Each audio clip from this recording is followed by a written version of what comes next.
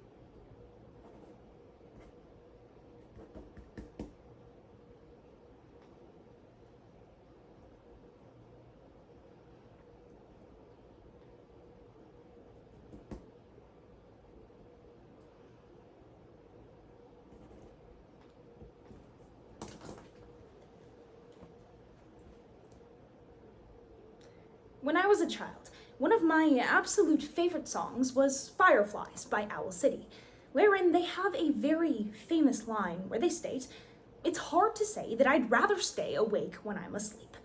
But unfortunately, given that many of us don't see fireflies as we gently drift off to bed, many people, especially in my generation, don't have this same sort of mentality towards sleep, rest, and peace by extension.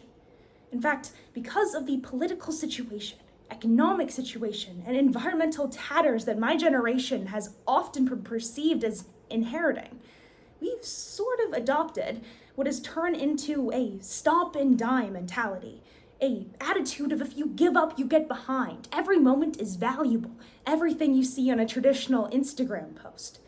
And because of this, we've started to adopt a philosophy where you sleep, you get behind, you have peace, you slow down. And that, to many people, especially of my age, is perceived as a bad thing. Which is why I find today's quotation so entertaining, because it states, "Sleep is a curse, and yet a curse I need to live." And this is a quotation I could not agree with more, in both a literal and metaphorical sense, which we will examine both in part.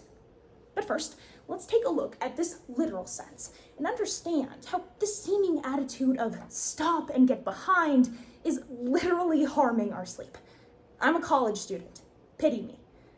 When it seems that readings stack up, when we have hundreds of pages to get through, math problems that seem to never end, it seems that if you aren't in the right extracurriculars, you don't take all of the right internship, job opportunities, you get behind. And suddenly sleep, in a very real, literal sense, seems farther away than graduation. And this will follow me into my professional life, because this is something that we see quite literally in the young professionals of America today. Take, for example, the field of law, which is something that I hope to graduate into after I go to law school in a couple of years. Young lawyers are expected to work 60, 70, 80-hour weeks and say thank you for the opportunity. It's clear to see that this mentality of get ahead or die is a very real, tangible thing that is actually physically and literally infringing on our sleep.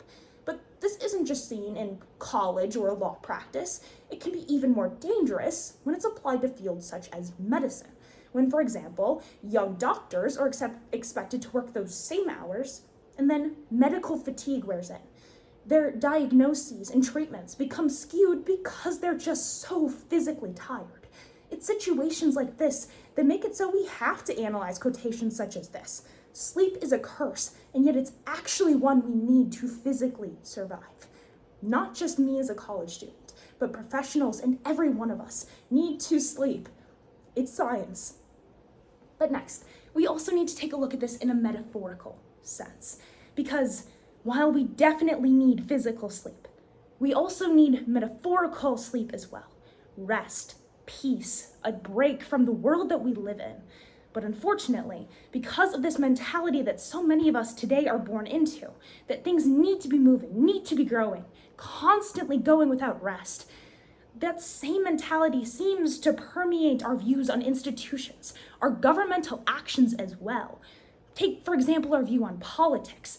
If a governor, a president, a senator, time list goes on, does not manage to get every single thing done on their agenda that they've promised, they're deemed a failure because they haven't had the time, the energy given necessary to promote every aspect of their agenda. We need to understand that sometimes there's value in just resting, sleeping on it, metaphorically.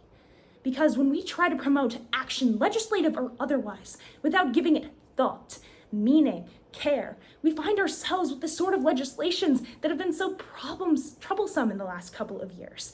It's important, both economically, politically, environmentally, that we take a rest, get some sleep, and actually evaluate if our actions are worth it, because this is valuable to survive. So when we take into account sleep is a curse, and yet one I need to live, this can't be better applied than when we consider it in a metaphorical sense as well, especially when applied to our higher institutions. So when we look back at my prompt today, of sleep is a curse, and yet a curse I need to live, we have to assess this and agree with it in two key ways. First, in a literal and metaphorical sense, because while we do not actually have this mentality today, it's critical for the future of our young professionals, of our doctors, lawyers, our politics, our economics, and so on and so forth, that we take a rest, find some peace, and sleep. Thank you.